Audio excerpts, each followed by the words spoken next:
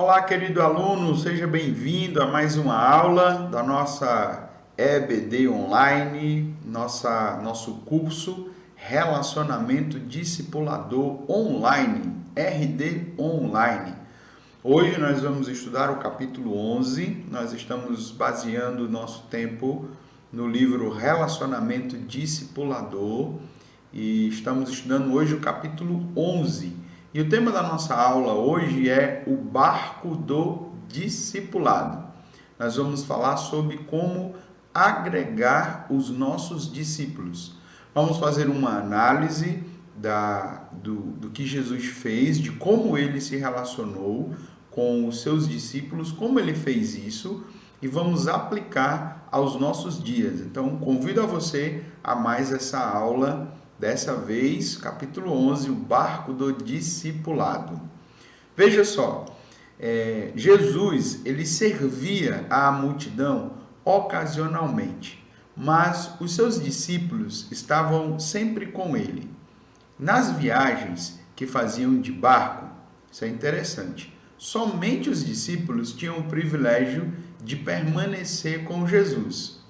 Então, eu queria que você imaginasse que na época de Jesus, em suas ministrações, ele tinha um contato ocasional e esporádico com todas as pessoas, um contato que seria mais pontual, só que com os discípulos era algo permanente.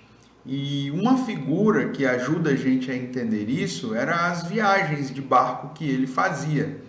Então, nós vamos usar essa imagem e vamos chamar que o discipulado é o barco onde Jesus convida os seus discípulos a entrar com ele. Isso nos leva a entender que Jesus não convidou todas as pessoas que foram alvo de sua ministração para andarem em um relacionamento discipulador com ele. Você quer ver como isso é verdade?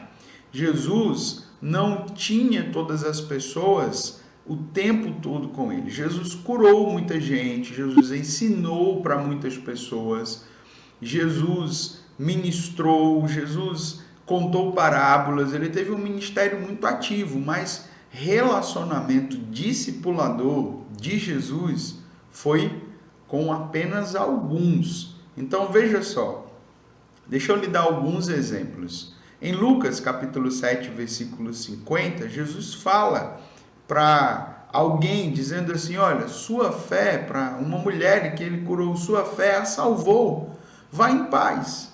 Vê a diferença? Jesus não disse, venha comigo, fique comigo. Jesus disse, vá em paz. Também em Lucas 5, 24, de outra cura que ele realizou, ele disse, levante-se, pegue sua maca e vá para casa. Jesus não chama, Jesus não diz vem. Outro texto conhecido é João capítulo 8, a mulher pega em flagrante adultério. E olha o que o texto diz. E Jesus disse, eu também não a condeno, vá e não peques mais. Você quer um exemplo mais claro ainda? Está em Marcos capítulo 5, versículo 18 e 19. Olha só. Quando Jesus entrava no barco, o homem que tinha sido possuído por demônios implorou para ir com ele. Ele queria entrar no barco. Jesus, porém, não permitiu. Que interessante, né? Ele queria entrar no barco do discipulado, mas Jesus disse assim para ele, volte para a sua casa e para a sua família e conte-lhes tudo o que o Senhor fez por você e como ele foi misericordioso. A verdade, queridos, é que no barco do discipulado, Jesus, para entrar nesse barco, Jesus fez um convite individualizado. Ou seja, Jesus foi diretivo, específico. E só podia ser discípulo de Jesus quem ele queria que o fosse. Está vendo que coisa mais interessante? Jesus escolheu aqueles que iam entrar nesse barco do discipulado. Jesus fez uma opção, fez uma seleção. Pois é, vamos ver então alguns textos que provam isso. Em Lucas capítulo 5, versículos 27 e 28, ele diz, siga-me. E Levi se levantou, deixou tudo e o seguiu. Agora é diferente, não é vá, é siga-me. Lá depois que ele ressuscitou, numa conversa com Pedro, em João 21, ele diz assim a Pedro: então Jesus lhe disse, siga-me. E em Marcos capítulo 3, versículo 13, o evangelista diz assim: depois Jesus subiu a um monte, e olha, deixa eu chamar a sua atenção, e chamou aqueles que ele desejava que o acompanhassem. E eles foram. Então Jesus foi diretivo. Isso nos leva, queridos, a pensar como Jesus escolheu os seus discípulos. Como será foi que ele realizou isso? Bom, Jesus tinha 12 discípulos, ele viveu com esses 12 discípulos, ele esteve com eles durante todo o tempo, e nós precisamos verificar o que aconteceu. Em Lucas capítulo 6, versículos 12 e 13, nós podemos identificar que certo dia, pouco depois, Jesus subiu um monte para orar e passou a noite orando a Deus. Quando amanheceu, reuniu seus discípulos e escolheu 12 para serem apóstolos. Olha, Jesus primeiro subiu a um monte para orar e passou a noite orando a Deus. Depois, quando amanheceu, ele reuniu os seus discípulos e escolheu 12. Você consegue ver comigo aí nesse versículo que Jesus utilizou-se da oração e utilizou-se também da seleção. Que coisa interessante. O fator Deus agindo, orientando, guiando, conduzindo, e agora o fator seleção. Isso nos leva ao princípio da seleção do autor Robert Coleman.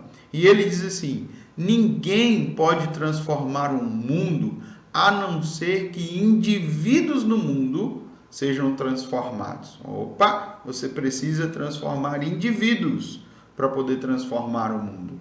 E indivíduos não podem ser mudados a não ser que eles sejam moldados nas mãos do mestre. Você percebe? O relacionamento discipulador, então, vai nos obrigar a fazer uma seleção de discípulos, assim como Jesus fez. São tantas as pessoas que estão ao nosso redor, são tantas as pessoas que são possíveis de termos um relacionamento discipulador, mas nós precisamos falar com Deus, pedir a orientação dele e precisamos selecionar, escolher, tem que ser intencional. Esse discípulo tem que ser alvo da sua ação para que isso aconteça. Isso nos leva à conclusão de que o relacionamento discipulador, ele é sempre um a um. É um relacionamento, é algo que inclui nas suas características momentos juntos. Não pode ser no atacado, não pode. Daqui a pouco nós vamos falar algo que parece que você vai dizer assim: peraí, você falou que é um a um e agora falou sobre grupo. Vamos lá. Primeiro quero que você entenda, o relacionamento discipulador é sempre um a um. Tem que ter uma relação, tá certo? Você precisa viver com essa pessoa, você precisa gastar tempo com ela. E pense sobre Jesus. Eu quero dizer a você que Jesus conhecia cada um dos seus discípulos, Jesus conversava com eles, Jesus gastava tempo com eles, e nós podemos viver isso no nosso ambiente de trabalho, no nosso ambiente de vizinhança, no nosso ambiente familiar. Nós podemos sim viver isso, esse relacionamento discipulador. Muito bem, Jesus selecionou seus discípulos. E agora, o que Jesus fez? Jesus concentrou a sua atenção neles. O primeiro passo do barco do discipulado é trazer o discípulo para dentro. Trouxe para dentro, agora vou concentrar a minha atenção nele. E isso nos leva ao princípio da concentração. Do mesmo autor, o Robert Coleman, ele nos diz o seguinte: quanto mais concentrado for o tamanho do grupo a ser ensinado, maior a oportunidade de instrução efetiva. Maior a oportunidade de instrução efetiva. Jesus tinha muitas demandas. Jesus tinha as multidões, Jesus tinha os rituais do seu próprio povo, dos judeus, Jesus tinha as pessoas que precisavam ser curadas, Jesus tinha muita coisa para fazer enquanto ele exercia o seu ministério. Mas eu quero que você perceba que Jesus gastou tempo, ele se concentrou nos seus discípulos, ele ensinou, ele treinou, ele pastoreou. Essa palavra é muito importante. Ele pastoreou os seus discípulos, ele esteve e conheceu todos eles. E eu quero te dizer, não conseguiremos começar a desenvolver relacionamentos discipuladores de forma efetiva se não estivermos dispostos a, primeiro, selecionar discípulos, mas segundo, concentrar a nossa atenção neles. É necessário gastar tempo, é necessário pastorear, é necessário orar junto, é necessário tirar todas as dúvidas, é necessário ter tempo de comunhão, ter tempo de alegria, ter tempo de lazer, tempo em família. Precisa haver esse princípio da concentração. Nós identificamos que fazer parte do relacionamento discipulador de Jesus proporcionava aos discípulos o privilégio de receber ensinos em particular. Vamos ver isso? Mateus capítulo 13, versículos 10 e 11, lá está escrito assim: os discípulos aproximaram-se dele e perguntaram: por que falas ao povo por parábolas? E ele respondeu, olha o que Jesus respondeu: a vocês foi dado o conhecimento dos mistérios do reino dos céus, mas a eles não. Percebe que os discípulos tinham privilégios, eles estavam mais perto do mestre, eles podiam aprender lições importantes, até porque os discípulos teriam a missão de continuar tudo que Jesus realizou, eles precisavam ser bem ensinados, então Jesus gastou muito tempo com eles. Fazer parte do relacionamento discipulador de Jesus proporcionava o privilégio de presenciar alguns milagres em especial. Podemos lembrar de pelo menos 2 desses milagres. Quando Jesus foi curar a filha de Jairo, ele pediu que apenas 3 dos seus discípulos estivessem presentes. Quando ele subiu ao Monte da Transfiguração, ele levou apenas 3 com ele. Percebe? Isso era algo espetacular, não era para toda a multidão e todas as pessoas. Olha só, Lucas 10, 23. Então, em particular, ele se voltou para os discípulos e disse: felizes os olhos que veem o que vocês veem. Queridos, o relacionamento discipulador implica momentos de ensino, de comunhão e compromisso. Precisamos estar juntos, precisamos concentrar nos nossos discípulos. Jesus estava seguindo para o sacrifício da cruz. E aqui eu gostaria de dar a você a ideia do ministério de Jesus e identificar junto com você que o final do ministério de Jesus seria a cruz. Seria o sacrifício, a missão de Jesus era para a salvação. E quando ele caminha para isso, ele passa a ensinar os discípulos que eles deviam fazer o mesmo. Olha o que diz Lucas 14, 26 a 27. Se alguém me segue e amar, se alguém que me segue, amar pai e mãe, esposa e filhos, irmãos e irmãs, e até mesmo a própria vida, mais que a mim, não pode ser meu discípulo. E se não tomar sua cruz e me seguir, não pode ser meu discípulo. Sabe o que está acontecendo aqui? É que o relacionamento discipulador implica que seus discípulos vão seguir os seus passos. Eles vão para onde você for. E Jesus estava dizendo, eu estou indo para a cruz, eu estou indo para o sacrifício, e vocês precisam viver essa realidade, vocês vão continuar essa missão. E olha a importância do relacionamento discipulador. Se você for um discipulador, desculpa falar agora, tá? Preguiçoso no reino, desleixado na sua leitura bíblica, sem tempo de oração, sem vida com Deus, o que vai acontecer é que seu discípulo vai te acompanhar, ele vai fazer como você faz. Se você é um discípulo um discipulador, que gasta tempo com outras coisas e que não sejam tão edificantes, e ele vai te seguir também. Uma das figuras que eu mais gosto do discipulado é a relação do pai e do filho. E olha, eu tenho um filho de 5 anos, o Levi. Tudo que eu faço, ele imita. Tudo. Se eu fiz uma coisa ruim, ele imita e faz a coisa ruim. Se eu faço algo bom, ele faz algo bom.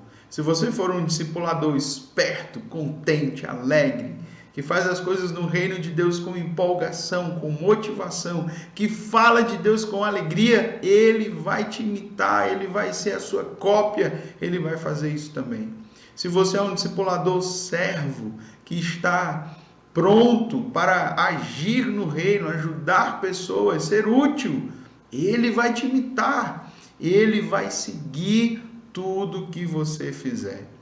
Após selecionar e se concentrar, Jesus transformou seus discípulos num grupo.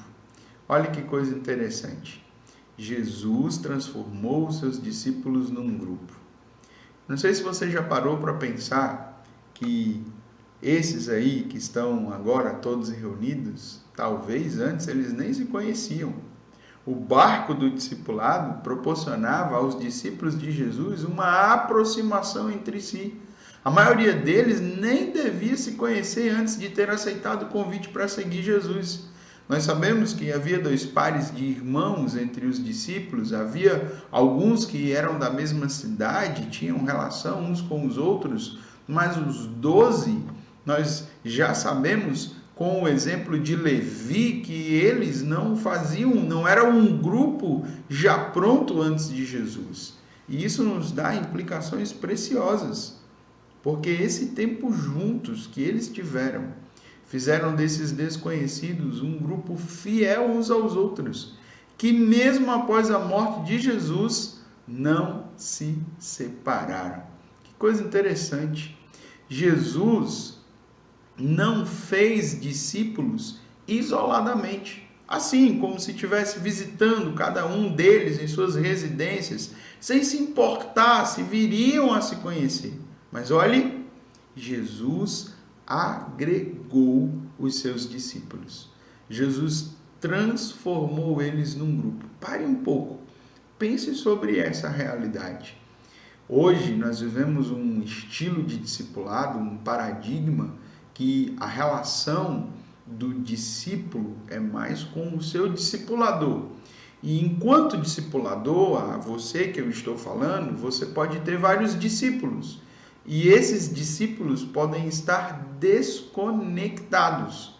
Mas olha, quero chamar sua atenção que o relacionamento discipulador implica em acolher os discípulos em um ambiente comum e conectá-los uns aos outros de forma vivencial. Então, quero que você imagine que Deus te deu 3 pessoas para você discipular. E você não pode deixar esses 3 desconectados. Nós vamos entender por quê.